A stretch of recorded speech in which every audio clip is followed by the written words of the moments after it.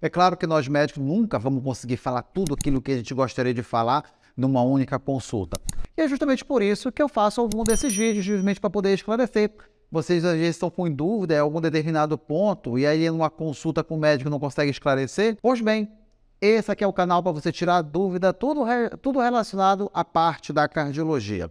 E hoje o assunto que eu vou abordar é amlodipina, um dos medicamentos mais comumente usados pelos cardiologistas, na verdade por qualquer médico. Os clínicos passam muito amlodipina porque é um antihipertensivo muito bom, bem potente, baixa bastante a pressão, mas também tem muitos efeitos colaterais. E eu vou dar logo um spoiler aqui de um dos efeitos colaterais mais comuns que acontece com a amlodipina, que é inchaço no pé. Eu estou imaginando que talvez você até esteja assistindo esse vídeo por causa desse inchaço no pé. Acertou, miserável.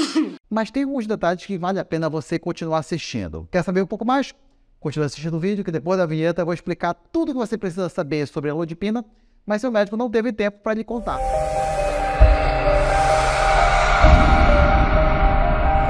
Primeira coisa que você tem que saber sobre amlodipina, que faz parte do grupo dos bloqueadores do canal de cálcio.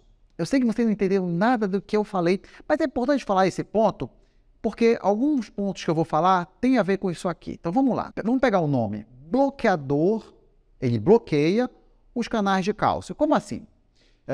As células musculares, para elas poderem contrair, tem que entrar cálcio. Então, o que a amlodipina faz? Ela bloqueia, ela não deixa o cálcio entrar. Ora, se o cálcio não entra, o músculo relaxa. Qual é a importância disso no tratamento da hipertensão? As artérias, ela tem uma camada muscular. Essa camada muscular, ela pode apertar ou ela pode dilatar. Então, quando ela aperta, ela contrai, o que acontece? Aumenta a pressão. É só você imaginar que você está com uma mangueira. Você está com uma mangueira, está lá saindo água. Se você apertar a ponta da mangueira, ela vai ganhar velocidade. Por quê? Porque aumentou a pressão. É isso que a amlodipina faz. Ela dilata, ela não deixa entrar o cálcio, então ela dilata a artéria, com isso sua pressão cai. A maioria do que eu vou falar aqui também está valendo para felodipino, levalodipino, manidipino, tudo faz parte dessa mesma família. Agora, existem uns parentes assim um pouco mais distantes, que é o verapamil e o tiazem. Apesar de ser bloqueador do canal de cálcio, ele tem algumas particularidades que não se aplica nesse grupo. Mas é coisa para outro vídeo, não vou entrar em detalhes disso aqui não. Se tem um motivo que o médico gosta para valer de amlodipina, é por causa do poder antihipertensivo. Ela baixa bem a pressão. Quando a gente quer um medicamento, pensar num medicamento que tenha um alto poder antihipertensivo, baixar bem a pressão, a gente vem logo na cabeça a amlodipina. Eu vou colocar aí na tela para vocês um gráfico mostrando o poder da amlodipina. Nesse primeiro gráfico, vocês veem que a média dos pacientes nesse estudo estava com uma pressão de 150 milímetros de mercúrio. Passado um tempo, a pressão caiu para 13, então dá uma queda ali mais ou menos de 20 milímetros de mercúrio na pressão sistólica. Já na pressão diastólica, olha aí no gráfico, nós temos que a pressão média está em 9,5, passado um tempo, ela já caiu para 8,5. Então vamos colocar aqui em média, a pressão diastólica, ela cai 10 milímetros de mercúrio, ou como vocês gostam de falar, só um ponto, né? Caiu de 9,5 para 8,5. Aparentemente vocês estão olhando isso aí, vocês estão achando pouco, né? Não, gente, isso aí é bastante. Tem antihipertensivo que não chega perto disso aí, não. E aí vai dizer, mas doutor, e quando eu tenho uma pressão muito alta? Quando a minha pressão chega a 18? Aí você vai saber que não vai adiantar tomar um comprimido só de amlodipina, né? Você tem que tomar amlodipina, aí você vai tomar lá um captopril, aí vai tomar furosemida, aí vai somar a potência de todos esses remédios, aí a pressão vai cair lá de 18, por exemplo, para 12. Mas bora voltar um pouco para o gráfico aqui. Vamos voltar para o gráfico da pressão sistólica. Porque uma das coisas que os pacientes perguntam muito para mim é sobre o tempo que o remédio vai fazer efeito. Dá uma olhada aí no gráfico.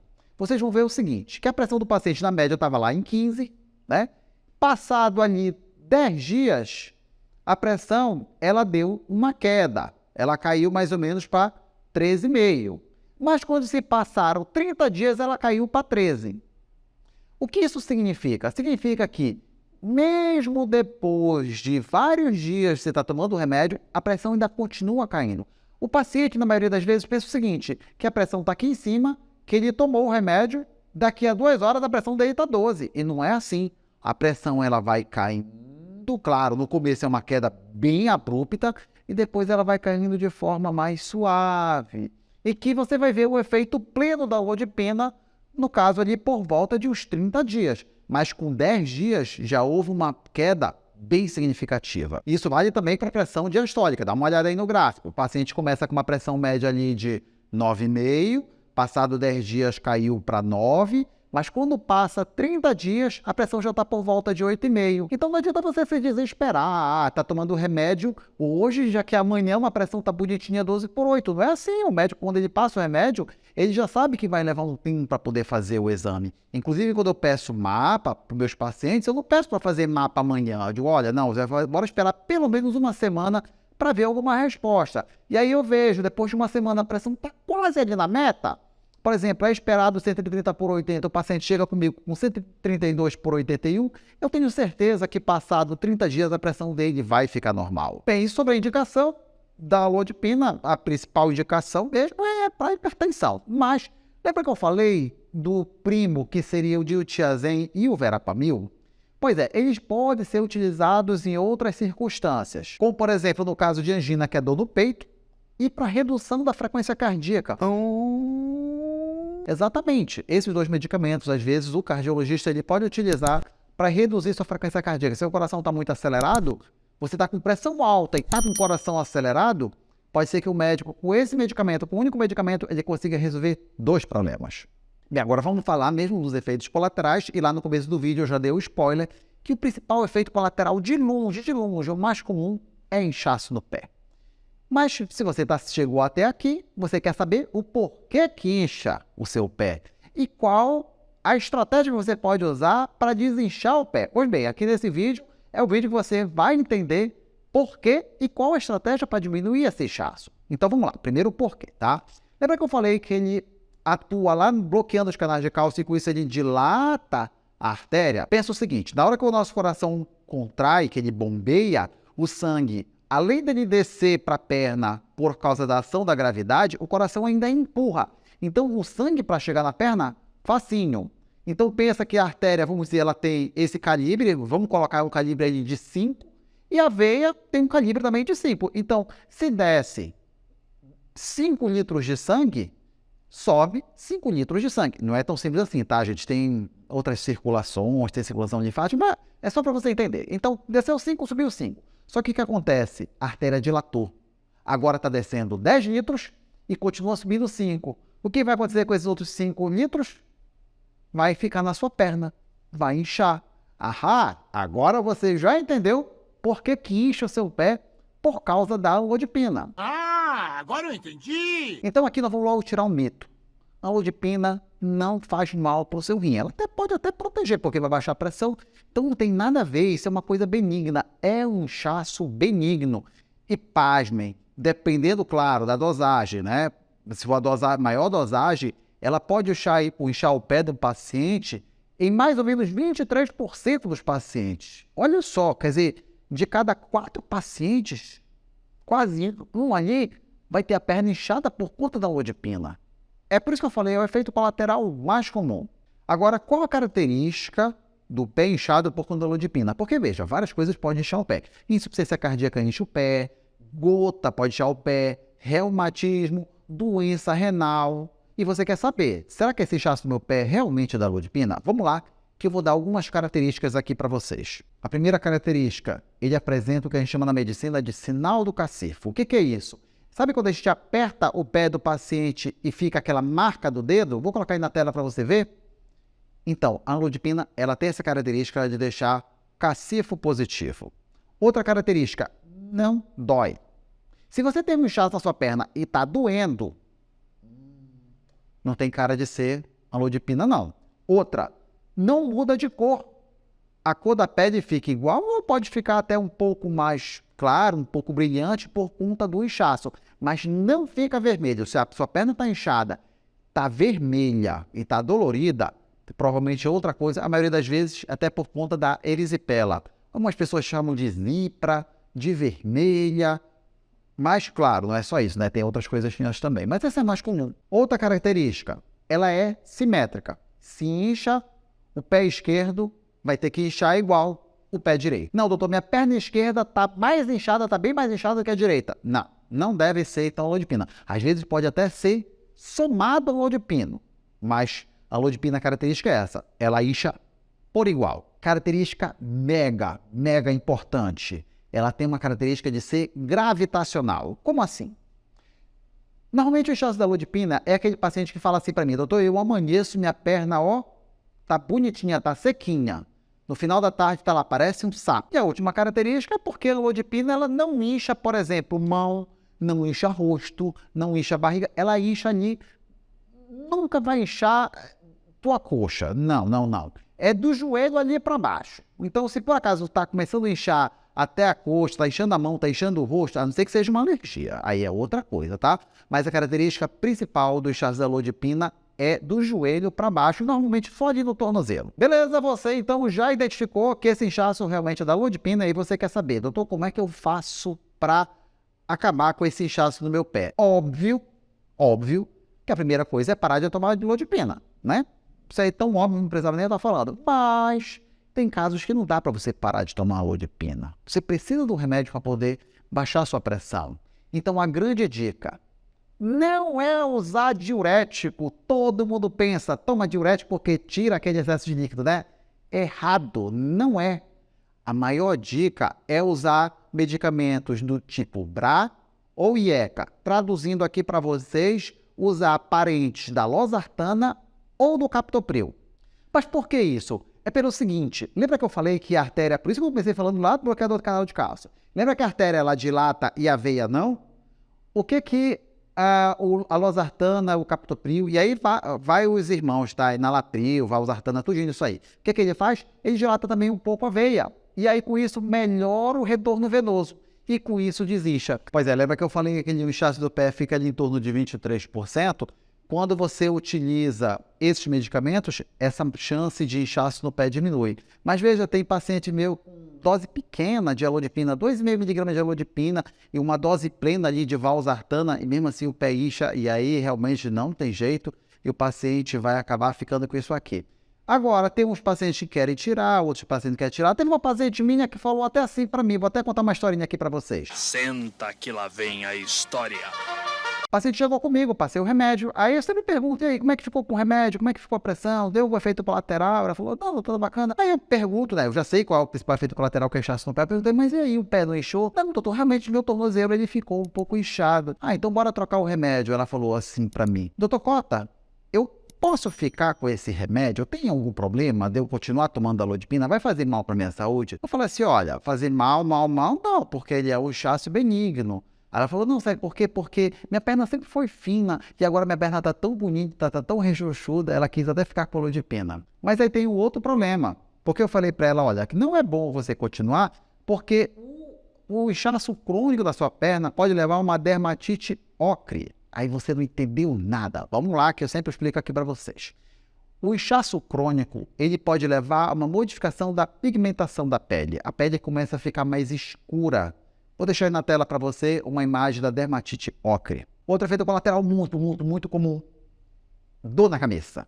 A famosa cefaleia. Gente, esse é um dos efeitos colaterais, acho que logo depois do inchaço do pé, mais comum da alodipina. Então você começou a tomar alodipina, começou a doer sua cabeça, começa a pensar que pode ser a alodipina mesmo. Outro efeito colateral muito comum, rubor facial. Normalmente, pacientes que tomam alodipina, normalmente não é tão frequente, mas de vez em quando a gente pega um caso ou outro, ele fica com o rosto vermelho, quente, a orelha parece que está pegando fogo, os pacientes ficam reclamando, doutor, parece que minha orelha está pegando fogo. Pode ser também efeito colateral da alodipina. Disfunção erétil, óbvio, já falei, todos os vídeos, todo remédio que vai mexer na pressão arterial pode levar a disfunção erétil. Tontura e hiperplasia gengival. Que é isso, doutor? Sempre explico para vocês. O que é hiperplasia gengival? Vou deixar na tela aí para vocês. A gengiva, ela aumenta de volume. É raro, gente. Eu peguei um caso na minha vida. Mas vai que você esteja assistindo, né? Já esse vídeo atinge tanta gente, pode ser que seja seu caso. Só fique de olho. Se você começar a ver que sua gengiva está aumentando de volume, pode ser efeito colateral da alodipina. E a dose da alodipina? Qual é a dose da alodipina? Aí não tem muito mistério não, tá? É de 2,5 a 10 miligramas por dia. Não tem dose menor do que 2,5.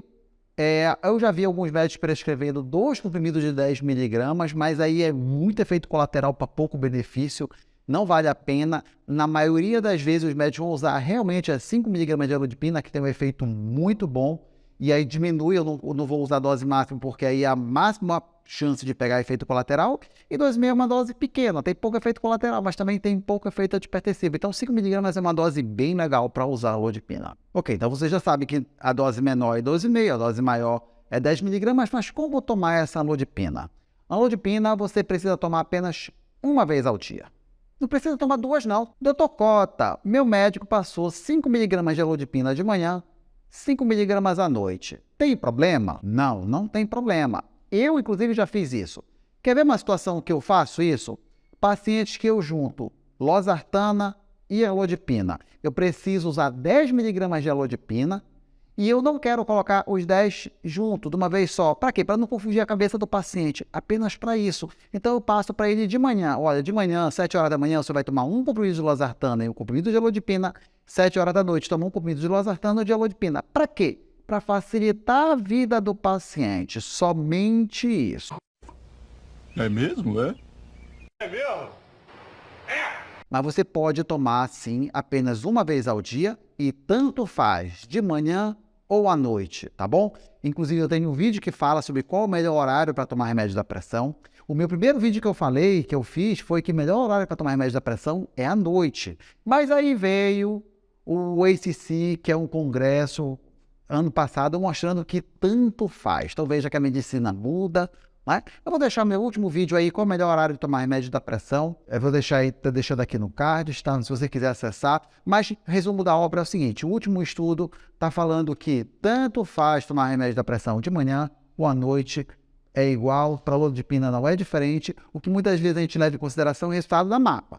Então veio o paciente comigo, está lá com a pressão alta durante a noite e normal durante um dia, então às vezes eu posso usar mais à noite, ou então a pressão à noite está maior. Claro que existem outros fatores, né? A apneia do sono, a qualidade do sono do paciente, mas eu levo muito em consideração isso. Se eu vir que o paciente na mapa, a pressão dele não baixou como deveria, ou ela está até mais alta, então eu acabo tendo uma tendência de colocar o remédio para a noite. Mas para você, de forma geral, tanto faz, de manhã à noite, dá na mesma. Bora falar um pouco sobre interação?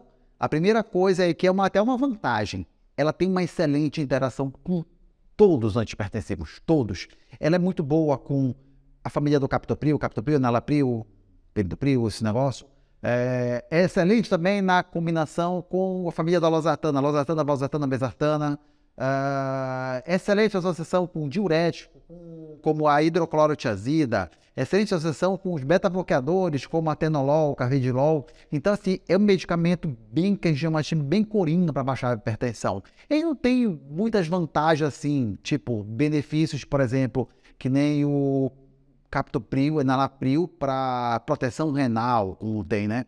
Mas, para ação antihipertensiva, ele é muito bom e quando junta os dois, dá uma queda legal na pressão. Cuidado na interação com o antifúngico. Cetoconazol, itraconazol, né? Pode haver uma diminuição da potência do medicamento. Perda também do efeito com o uso de ritonavir, são antivirais. Então, pacientes que estão tomando medicamento antiviral têm que ficar com cuidado porque pode diminuir a potência do medicamento. Antibiótico como eritromicina, claritromicina também pode. Mas, gente, isso aí tem que ter muito cuidado, porque olha só, vamos imaginar a seguinte situação.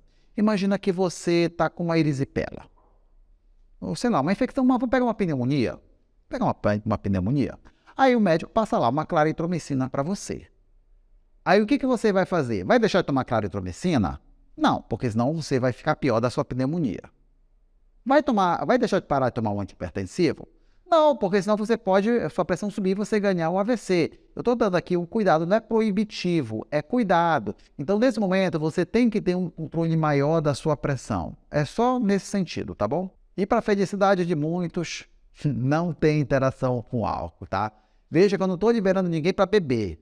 Então, o paciente pergunta assim para mim, doutor Cota, tem problema tá tomando alodipina e fazer os bebidas alcoólicas, tomar minha cervejinha ali? Não, não teria problema. O ideal é você não beber, mas aí vai da cabeça de cada um. Os cuidados que nós temos que ter, principalmente o paciente esteja com insuficiência cardíaca congestiva, estágio 3 e 4, seria, de uma forma mais fácil de entender, é aquele paciente que está cansado com os pequenos esforços. É aquele paciente que vai tomar banho e cansa.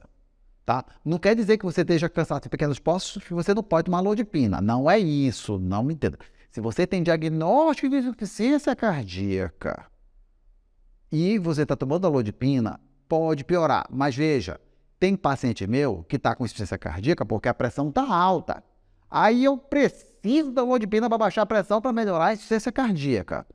É só um cuidado. Se de repente você tem já o diagnóstico de insuficiência cardíaca, tem coração grande, é só para você chegar com o seu médico e perguntar: olha, doutor, eu ouvi lá o doutor Cota falar lá no vídeo no YouTube que esse medicamento para quem tem insuficiência cardíaca, ele não é muito bom. Mas no meu caso, ele é bom ou não é? Aí o médico vai dizer no seu caso, tá bom? Lembrando que eu tenho paciente de insuficiência cardíaca que tem que tomar esse remédio. Insuficiência hepática grave, eu não estou falando do paciente que está com problema no fígado, porque todo mundo tem problema no fígado, né?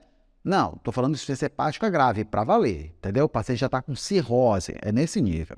A gravidez, ela faz parte do grupo, numa categoria, que a gente diz uma categoria C, que a gente deve realmente evitar esse medicamento. Não é, nós temos coisas bem melhores para usar a alodipina, mas às vezes não tem jeito, vai ter que lançar mão da alodipina. Se o médico passou, só converse com ele: olha, doutor, será que eu não posso usar para um outro medicamento mais seguro?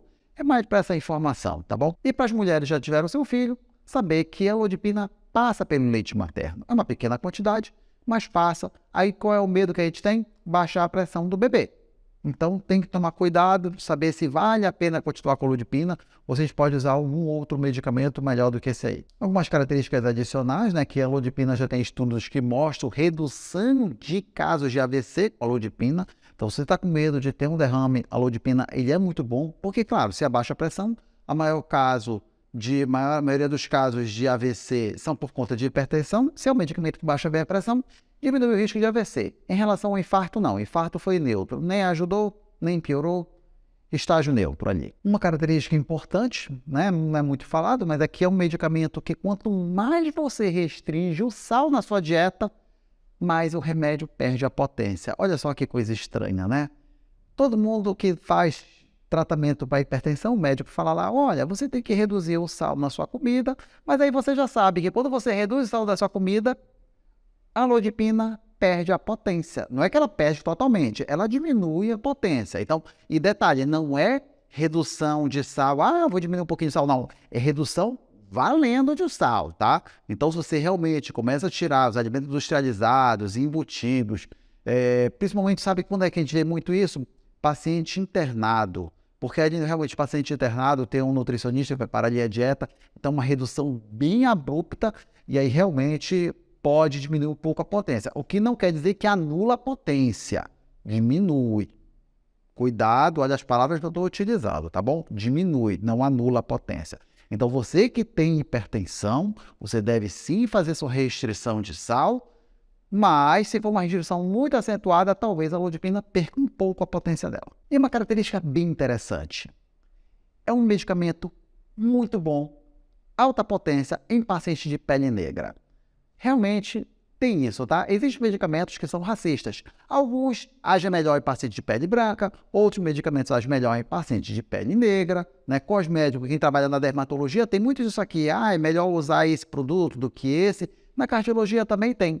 Então, você, paciente, tem pele negra, eu já tive que escolher medicamentos pensando dessa forma. Paciente de pele negra, a alodipina cai legal a pressão, tem uma potência bem maior do que pacientes de pele branca. Claro que isso aí não é um fator decisivo, é um pontinho a mais lá que a gente leva em consideração, mas é importante que você esteja assistindo para poder saber. Então, meus amigos, eu espero que vocês tenham gostado.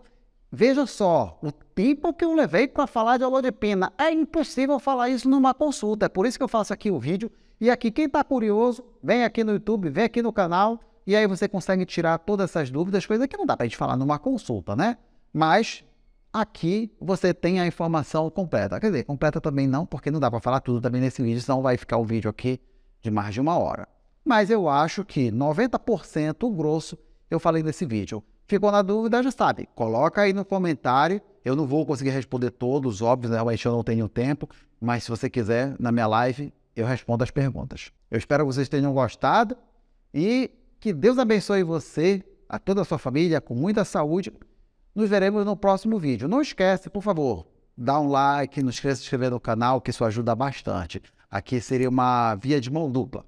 Eu ajudo vocês com essa informação, vocês me ajudam com o like, com os comentários, com a inscrição. Isso já acaba levando mais informações para outras pessoas. Bem, se você chegou até aqui é porque você gostou desse conteúdo. Tá com alguma dúvida? Quer tirar essa dúvida respondida por mim? Então participe da minha live todas as segundas-feiras, às 18 horas, horário de Brasília, 17 horas, horário de Manaus, e eu participo da live Pinga Fogo na Cardiologia. Nessa live, os participantes fazem pergunta e eu respondo na hora. Tá com dúvida? Quer ter certeza que sua pergunta vai ser respondida? Participe da live.